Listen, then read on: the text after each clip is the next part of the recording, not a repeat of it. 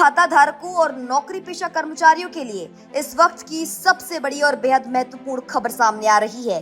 कर्मचारी भविष्य निधि संगठन यानी ईपीएफओ का यूनिफाइड मेंबर पोर्टल लगभग एक हफ्ते तक बंद रहने के बाद अब एक नए इंटरफेस और कई बड़े बदलावों के साथ फिर से पूरी तरह लाइव हो गया है। शेड्यूल सिस्टम अपग्रेड के बाद पोर्टल को तो शुरू कर दिया गया है, लेकिन इस बार ईपीएफओ ने दो सबसे महत्वपूर्ण और जरूरी सुविधाओं को हमेशा के लिए पोर्टल से हटा दिया है। सुरक्षा और पारदर्शिता को बढ़ाने के लिए इन सेवाओं को अब केंद्र सरकार के उमंग ऐप पर शिफ्ट कर दिया गया है।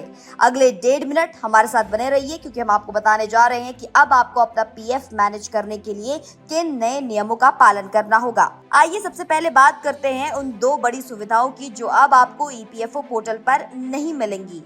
नया नियम लागू होने के बाद अब आप सीधे पोर्टल पर जाकर अपना यूएएन एक्टिवेट नहीं कर पाएंगे।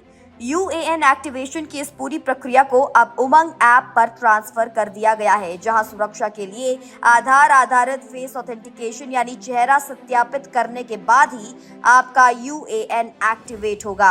इसके साथ ही नया यूएएन जनरेट करने या सीधे अलॉटमेंट की सुविधा भी पोर्टल से हटा दी गई है। अब जिन कर्मचारियों के पास पुराना पीएफ खाता है लेकिन यूएएन नहीं है, वे उमंग ऐप पर जाकर अपना मोबाइल नंबर वेरीफाई करके और फेस ऑथेंटिकेशन की मदद से नया यूएएन जनरेट कर सकेंगे।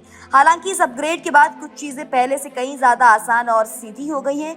अगर आप अपना यूएएन नंबर भूल गए हैं तो अब केवल 2 आसान स्टेप्स में से पोर्टल से दोबारा प्राप्त कर सकते हैं। इसके लिए आपको पोर्टल पर अपना रजिस्टर्ड मोबाइल नंबर डालना होगा और पहचान पत्र अपलोड करना होगा, जिसके बाद मोबाइल पर आए ओटीपी को दर्ज करते ही आपका यूएएन स्क्रीन पर आ जाएगा।